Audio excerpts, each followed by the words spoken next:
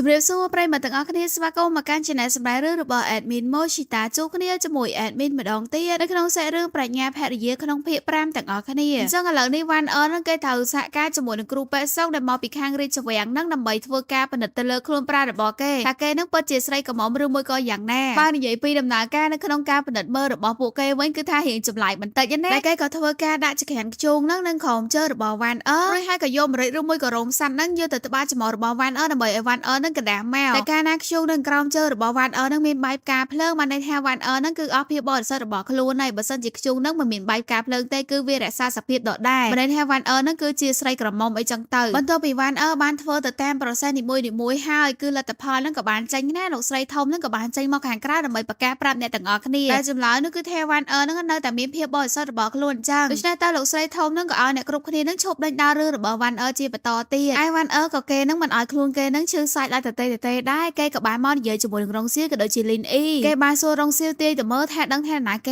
អ្នកដែលនៅពីក្រៅក្នុងរឿងមួយនេះអត់ហេតុអីក៏សោកហ្នឹងលោកស្រីធំមកសង្ស័យមកលើរូបគេអញ្ចឹងនិយាយចង់ឲ្យរងសៀលនឹងទាយទេក៏ប៉ុន្តែវ៉ាន់អឺនៅតែនិយាយចំទៅកាន់លីនអ៊ីដដែលតែផែនការរបស់លីនអ៊ីនេះបើសិនជាធ្វើឲ្យគេមានបញ្ហាទៅដំណើររបស់រងសៀលនឹងក៏មិនថិតថេរដែរវ៉ាន់អឺនិយាយចំចំចំពោះលីនអ៊ីចឹងទៅដើម្បីឲ្យរងសៀលនឹងបានដឹងថាទាំងអស់នេះគឺជាផែនការរបស់លីនអ៊ីមិនសោកហ្នឹងលោកស្រីធំនឹងមកចង់តែសាកល្បងគេអញ្ចឹងទេបន្ទាប់ពីនោះមកទូជានឹងគេក៏បានសួរនោមវ៉ាន់អឺហេតុអីក៏រឿងរ៉ាវទៅជាអញ្ចឹងមុននឹងគេភ័យចង់ងាប់ហើយដូច្នេះវ៉ាន់អឺនឹងគេក៏បាននិយាយប្រាប់ទៅដែលពេលហ្នឹងគេក៏បានដឹងដែរថាអ្នកគ្រូពេទ្យសុងហ្នឹងគឺចង់ឆែកឆេរពិនិត្យខ្លួនប្រាណរបស់គេអញ្ចឹងហើយគេក៏បានលេងធေါ်ក្តៅដែរទៅគេក៏បានផ្ទះកំភ្លៀងគាត់មួយទំហឹងតែម្ដងប្រើប្រាស់អំណាចជាលោកស្រីហើយវ៉ាន់អឺហ្នឹងគេក៏បានប្រាប់គ្រូពេទ្យសុងថាគេមានវិធីមួយនៅក្នុងការចាត់ការជាមួយនឹងរឿងហ្នឹងតែគេហ្នឹងក៏ប្រាប់អ្នកក្រៅថាអ្នកគ្រូពេទ្យសុងហ្នឹងគឺបានបង្ខំដោះសម្លៀកបំពាក់របស់គេតែគេហ្នឹងមានការភ័យខ្លាចពេកទៅគេទាញរបស់មួយហ្នឹងវាអ្នកគ្រូពេទ្យសុងហ្នឹងឲ្យស្លាប់ដោយចៃដន្យដំបូងអ្នកគ្រូពេទ្យសុងហ្នឹងក៏គិតថាវ៉ាន់អឺហ្នឹងមិនអាចធ្វើបានទេក៏ប៉ុន្តែវ៉ាន់អឺគេហ៊ាននិយាយគេហ៊ានធ្វើណាព្រោះឯមនុស្សនៅខាងក្រៅច្រើនណាអញ្ចឹងរឿងរ៉ាវនៅខាងក្នុងនេះក៏គ្មានអ្នកណាគេចាប់អារម្មណ៍ដែរក៏អញ្ចឹងគ្រូពេទ្យសុងហ្នឹងខ្លាចស្លាប់ក្នុងស្នាដៃរបស់វ៉ាន់អឺដែរគាត់ក៏ប្រាប់ថាគាត់មានវិធីនៅក្នុងការជួយវ៉ាន់អឺអញ្ចឹងហើយចលាងតែប៉ុន្តែគឺជាផែនការរបស់អ្នកទាំងពីរអ្នកហ្នឹងឯណាទៅអាចលាក់បាំងពីភ្នែកលោកស្រីធំបានហើយដោយសារតែផែនការរបស់លីនអ៊ីម្ដងហ្នឹងគឺដូចជាចង់សម្លាប់វ៉ាន់អឺម្ដងទៀតអញ្ចឹងដូច្នេះហើយវ៉ាន់អឺហ្នឹងក៏គេលេងចង់លេងជាមួយលីនអ៊ីហើយគឺគេចង់ចាត់ការចង់បណ្ដេញលីនអ៊ីហ្នឹងចេញពីផ្ទះគ្រួសាររងតែម្ដងដល់ថ្ងៃបន្ទាប់មកលោកស្រីធំនឹងគាត់ក៏បានប្រាប់អ្នកគ្រប់គ្នាថាគាត់នឹងរៀបចំនៅពិធីជប់លៀងមួយអញ្ចឹងគ្រួសារអភិជនអ្នកមានមុខមាត់ធំអីហ្នឹងឲ្យមកចូលរួមនៅក្នុងពិធីជប់លៀងហ្នឹងក៏ដូចជាដើម្បីធ្វើការណែនាំវ៉ាន់អឺហ្នឹងឲ្យពួកគេបានស្គាល់ផងពួកអីតាំងពីវ៉ាន់អឺបានរៀបការមកពួកគេហ្នឹងក៏មិនទាន់មានពិធីជប់លៀងអីហើយអ្វីដែលសំខាន់មួយទៀតគឺលោកស្រីធំហ្នឹងក៏ធ្វើទៅតាមកំណត់របស់វ៉ាន់អឺគឺអនុញ្ញាតឲ្យលីនអ៊ីហ្នឹងបញ្ចេញស្នាដៃនៅក្នុងការរៀបចំនៅពិធីជប់លៀងហ្នឹងបន្ទាប់ពីការវិភាសាគ្នាហើយវ៉ាន់អឺហ្នឹងក៏គេត្រូវក្រោកចេញពីហ្នឹងណាប៉ុន្តែគេក៏ធ្វើជាជ្រុះកន្សែងដែរដើម្បីឲ្យរងសៀលហ្នឹងគឺមកតាមគេដូច្នេះរងសៀលហ្នឹងក៏មកតាមវ៉ាន់អឺមកដល់ខាងក្រៅហ្នឹងទៅហើយរងសៀលហ្នឹងគេក៏ចង់ប្រកល់កន្សែងដៃហ្នឹងឲ្យវ៉ាន់អឺក៏តែវ៉ាន់អឺហ្នឹងគេមិនយកទេព្រោះឲ្យវាជ្រុះហើយអញ្ចឹងណាក៏ឲ្យរងសៀលហ្នឹងរកកន្លែងណាមួយបោះវាចោលទៅឬហើយវ៉ាន់អឺហ្នឹងគេក៏ដើរចេញពីរងសៀលបានបន្តិចណាគេក៏បានលួចខ្សឹបប្រាប់ទូជាឲ្យទូជាហ្នឹងហិតក្លិនក្អូបហ្នឹងណាគឺក្លិនក្អូបហ្នឹងវាជាប់នៅលើកន្សែងដៃហ្នឹងដែ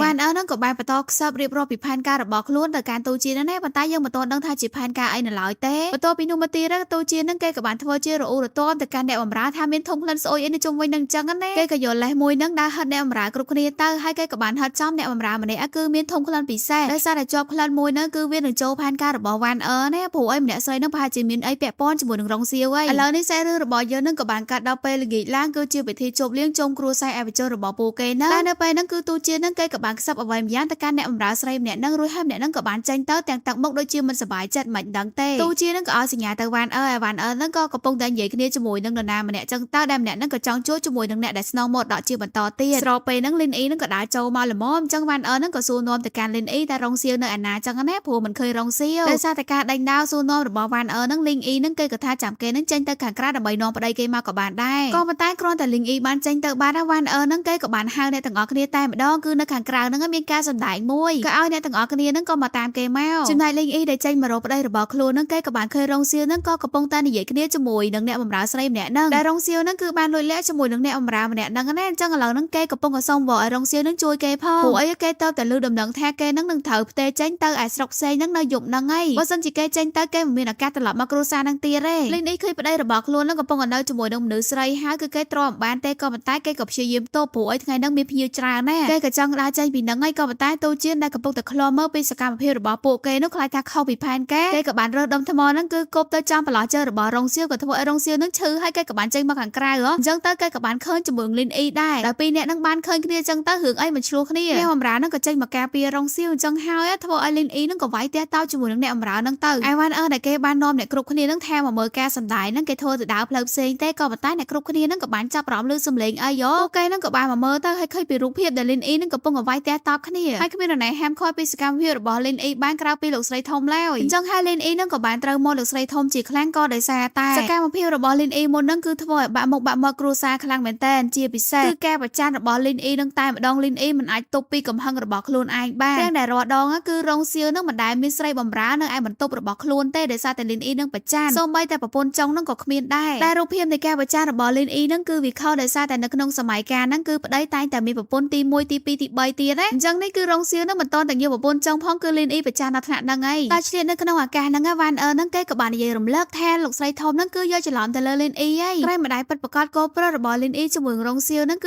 ឺជាមនុស្សស្រីរបស់រងសៀវដែរតើតែវ៉ាន់រំលឹកចឹងហើយលោកស្រីធំហ្នឹងគាត់ក៏ចង់ដឹងថាម្ដាយបង្កើតរបស់ក្មេងប្រុសម្នាក់ហ្នឹងគឺនៅឯណាដែលគាត់ហ្នឹងក៏ចង់ឲ្យលីនអ៊ីហ្នឹងគឺនាំម្ដាយបង្កើតរបស់កូនពួកគេហ្នឹងចូលមកកាន់គ្រួសាររបស់ពួកគេហើយក៏ឲ្យខ្លាចទៅជាប្រពន្ធចុងរបស់រងសៀវហើយអ្នកទាំងអស់គ្នាយើងដឹងហើយថាម្ដាយបង្កើតរបស់ក្មេងប្រុសម្នាក់ហ្នឹងគឺជាវ៉ាន់របស់យើងហ្នឹងតែលីនអ៊ីគឺថាតផ្លូវខ្លាំងមែនតើហើយគេមិនអាចនិយាយថាវ៉ាន់ហ្នឹងគឺជាម្ដាយបង្កើតរបស់កូនប្រុសគេបានទេអញ្ចឹងហើយគឺគេមានតែនិយាយថាគឺម្ដាយក្មេងប្រុសម្នាក់ហ្នឹងបានស្លាប់បាត់ហើយលីនអ៊ីថែមទាំងបានព្យាយាមនិយាយថានេះមិនមែនជាកំហុសរបស់ខ្លួនក៏ប៉ុន្តែលីនអ៊ីហ្នឹងក៏ត្រូវមួយកំភ្លៀងរបស់លោកស្រីធំ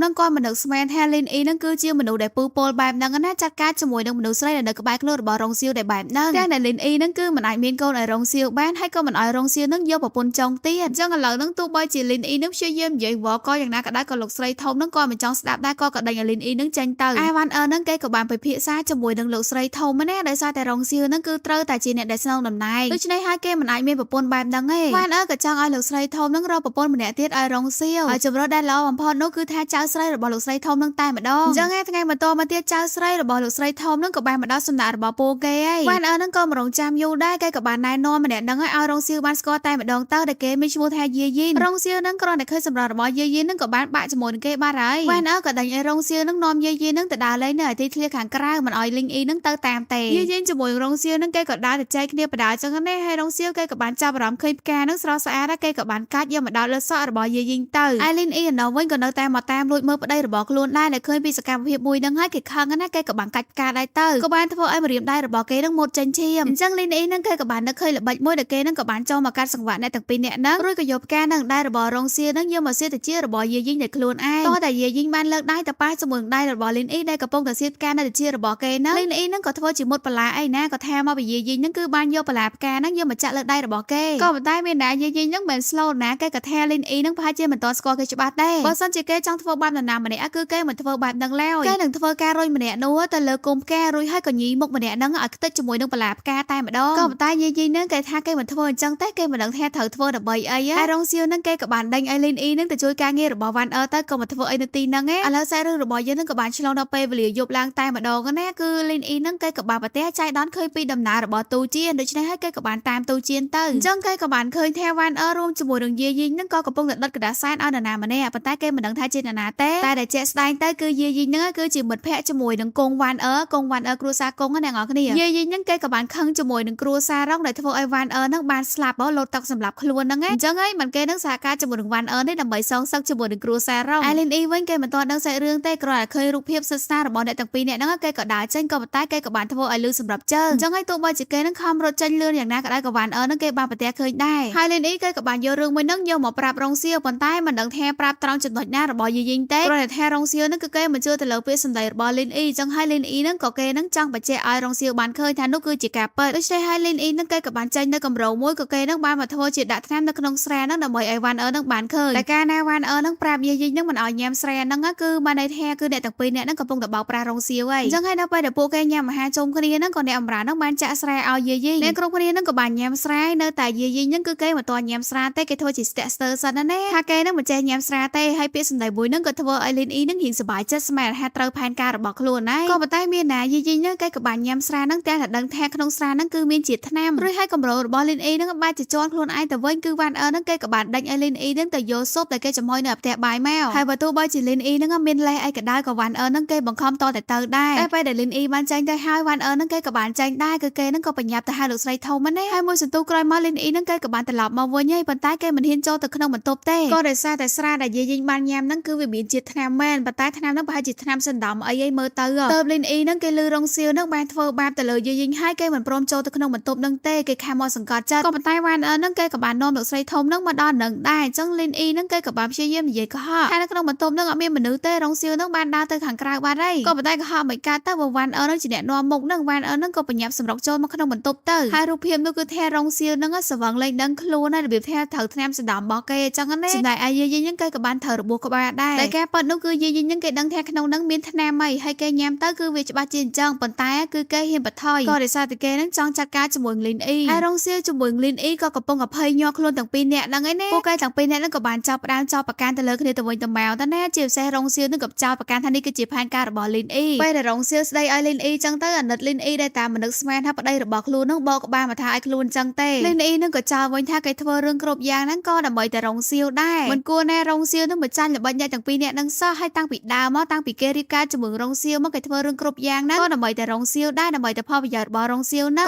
តែដោយសារគេហ្នឹងរងសៀវហ្នឹងក៏គ្មានកូនប្រុសហើយរងសៀវហ្នឹងក៏មិនបានតំណែងជាអ្នកស្នងតំណែងចឹងដែរតែលីនអ៊ីនិយាយច្រើនពេករងសៀវហ្នឹងគេក៏បានតែកំភ្លៀងលីនអ៊ីទៅហើយលោកស្រីធំហ្នឹងក៏បានសួរយោបល់របស់យាយចឹងណាយាយហ្នឹងគិតយ៉ាងណាយាយហ្នឹងគេអត់មាននិយាយច្រើនទេគឺគេហ្នឹងចង់ត្រឡប់ទៅផ្ទះវិញរងសៀវគេបានជ្រួលច្បល់សួរយាយណាខែថាយាយសន្យាថានឹងនៅជាមួយនឹងគេនឹងមើលថាយាយអីក៏ប៉ុន្តែយាយគេក៏បានធ្វើជាភ័យខ្លាចជាមួយនឹងរងសៀវគឺគេមិនចង់នៅនឹងឯងគេចង់ត្រឡប់ទៅផ្ទះរបស់គេវិញដូច្នេះហើយយាយទោះបីជាគេនឹងឈឺសាច់បន្តិចមែនក៏ប៉ុន្តែគេនឹងក៏មិនខាតបង់អីដែរណាគេក៏ត្រឡប់ទៅផ្ទះរបស់គេវិញទៅឥឡូវនេះដល់ពេលដោះស្រាយជាមួយលីនអ៊ីម្ដងតើលោកស្រីធំនឹងក៏សួរយោបល់រងសៀវណាថាត្រូវដោះស្រាយបែបម៉េចរងសៀវនឹងក៏គេចង់ជួយប្រពន្ធរបស់ខ្លួនដែរគេក៏ថាដាក់ទរណកម្មលីនអ៊ីទៅក៏ប៉ុន្តែគឺវ៉ានអឺនឹងគេមិនព្រមទេណាតាមទង្វើរបស់លីនអ៊ីនឹងគឺមិនស័ក្តិសមនៅគ្រួសាររងជាបន្តទៀតទេគេចង់ឲ្យរងសៀវនឹងគឺលែងលះជាមួយលីនអ៊ីក៏ប៉ុន្តែរងសៀវជាមួយលីនអ៊ីនឹងគឺបានលុតជង្គង់សុំវល់តែម្ដងពួកគេមិនអាចធ្វើអញ្ចឹងបានទេជាពិសេសគឺរងសៀវតែម្ដងណាពួកគេមកពីគ្រួសារថ្លៃថ្នូរគ្រួសារអ្នកមានមុខមាត់គេមិនអាចធ្វើការលែងលះលីនអ៊ីនៅបែបហ្នឹងទេណាបើសិនជារឿងមួយហ្នឹងលេចលឺទៅអញ្ចឹងបានថាគ្រួសាររបស់គេនឹងបានលែងលះជាមួយលីនអ៊ីក៏ដោយសារតែរឿងអាស្រូវមួយហ្នឹងអញ្ចឹងហើយទោះបីជាវ៉ាន់អឺនឹងមានហេតុផលចង់ឲ្យរងសៀវនឹងលែងលះជាមួយនឹងលីនអ៊ីក៏ដោយក៏លោកស្រីធំនឹងគាត់មិនអនុញ្ញាតទៅតាមពាក្យសម្ដីរបស់វ៉ាន់អឺនោះទេក៏ដោយសារតែបើសិនជាពីរនាក់នឹងលែងលះគ្នាគឺរឿងអាស្រូវគ្រួសាររបស់គេច្បាស់ជាលេចលឺទៅខាងក្រៅហើយអញ្ចឹងហើយមានតែដោះស្រាយរឿងមួយហ្នឹងដែលស្ងាត់ស្ងៀមក៏ប៉ុន្តែមិនមែនបានន័យថាគឺដល់លែងលីនអ៊ីទេលោកស្រីធំនឹងក៏បានឲ្យអ្នកបម្រើនឹងចាប់ខ្លួនរបស់លីនអ៊ីទៅឃុំខ្លួននៅឯសំណាក់គ្រួសារនៅខាងនគរសង្ឃទៅរស់នៅកន្លែងហ្នឹងគឺវេទនាណាដោយអ្នកគុកអញ្ចឹងលីនអ៊ីនឹងក៏ព្យាយាមយំវល់ក៏លោកស្រីធំក៏ប៉ុន្តែនេះគឺជាបញ្ជា